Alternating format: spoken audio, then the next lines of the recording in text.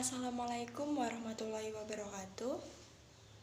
Perkenalkan, saya Citra Azari Sandi dengan NIM 1320311, mahasiswi Akbid Mulia Madani Yogyakarta. Di video kali ini saya akan membahas tentang anatomi reproduksi wanita dan siklus peredaran darah pada janin. Tujuan pembuatan video kali ini untuk memenuhi tugas individu mata kuliah asuhan kebidanan kehamilan yang diampu oleh Ibu Yulia Adisti, SST, MKes. Baik, kita mulai saja pembahasan pada kali ini. Yang pertama, kita mulai dari anatomi reproduksi wanita. Tahukah teman-teman bahwa organ reproduksi wanita itu dibagi menjadi dua bagian, yaitu organ genitalia eksterna dan organ genitalia interna. Organ genitalia wanita jika diurutkan dari luar yaitu mons pubis, labia mayora, labia minora, klitoris, himen, uretra, vaginal opening, perineum, dan anus. Baik, kita mulai pembahasannya dimulai dari yang pertama yaitu mons pubis. Letaknya di bagian atas.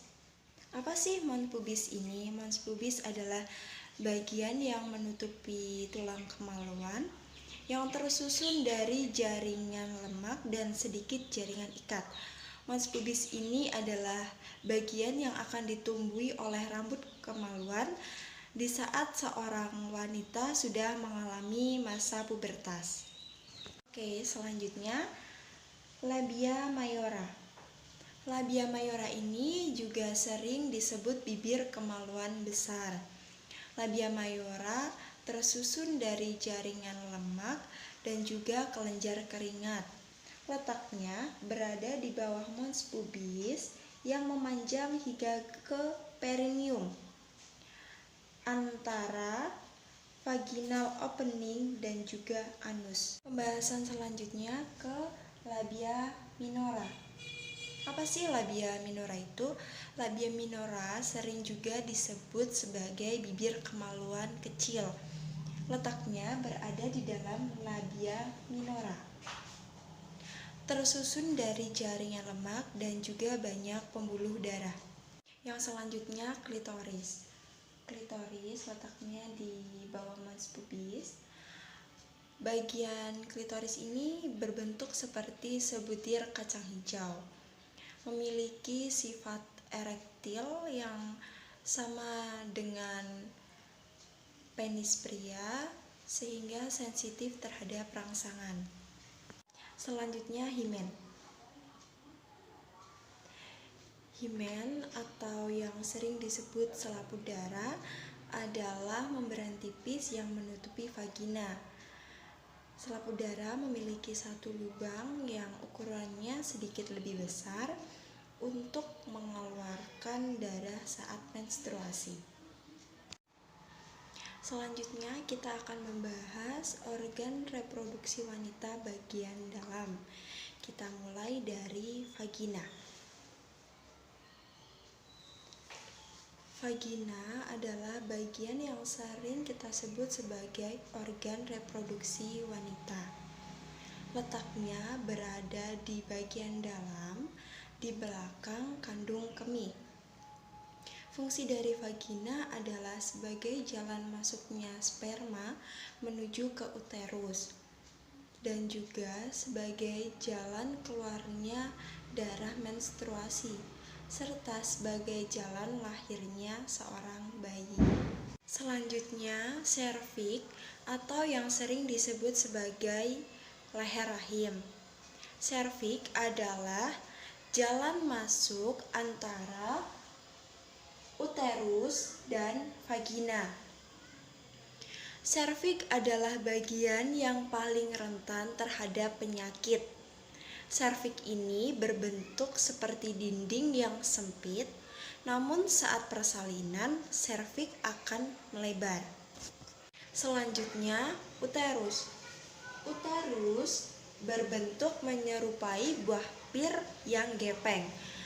Di dalam uterus ini adalah ruang untuk janin tumbuh dan kembang. Uterus tersusun dari lapisan otot yang elastis sehingga dapat membesar sesuai dengan perkembangan si janin.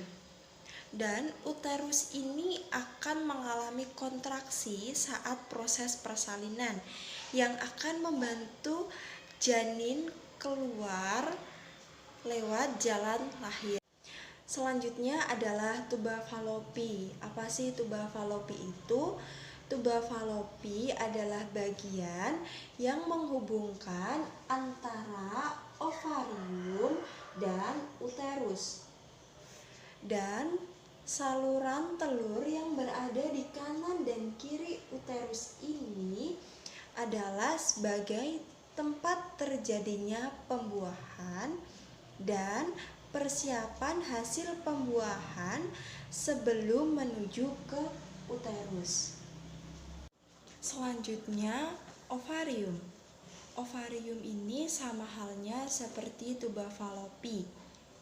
Indung telur memiliki 2 buah yang terletak di antara kedua sisi uterus. Ovarium ini berbentuk oval sebesar ibu jari. Di dalam ovarium menghasilkan sel telur. Selain sel telur, ovarium juga menghasilkan hormon estrogen dan hormon progesteron.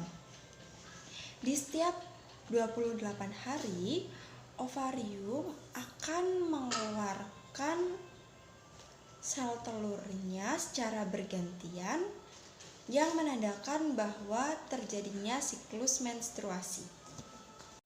Untuk penjelasan anatomi reproduksi wanita, saya kira sudah cukup jelas dan semua sudah saya sampaikan. Kita lanjut ke materi selanjutnya, yaitu tentang sirkulasi darah pada janin.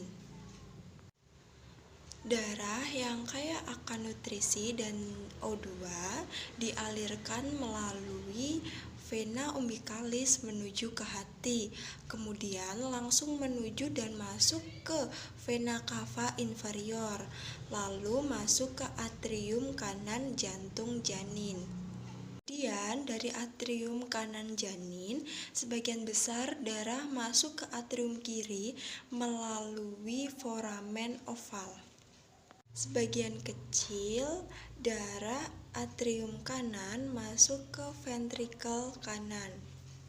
Dan darah yang masuk ke atrium kiri akan dipompa oleh ventrikel kiri, selanjutnya dipompa kembali untuk menuju ke aorta dan disebarkan ke seluruh tubuh janin.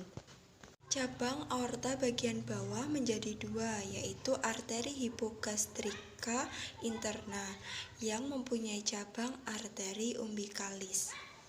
Selanjutnya, darah dari ventrikel kanan dipompa menuju paru-paru, tetapi karena paru-paru belum berkembang, maka darah yang terdapat di arteri pulmonalis dialirkan ke aorta melalui ductus arteriosus botali. Darah yang dialirkan menuju paru-paru akan dialirkan kembali menuju jantung yang dialirkan oleh vena pulmonalis. Kemudian darah yang menuju plasenta melalui arteri umbilicalis akan terpecah menjadi kapiler untuk mendapatkan nutrisi dan O2 atau oksigen untuk pertumbuhan dan perkembangan janin. Sisa metabolisme janin dan CO2 atau karbon dioksida dilepaskan ke dalam sirkulasi retroplasenta untuk selanjutnya dibuang melalui alat pembuangan yang terdapat pada tubuh ibu. Sekian yang dapat saya sampaikan mengenai anatomi reproduksi wanita dan sirkulasi darah pada janin. Apabila banyak kesalahan dan tutur kata yang kurang berkenan, saya mohon maaf. Wabillahi taufiq wal hidayah. Wassalamualaikum warahmatullahi wabarakatuh.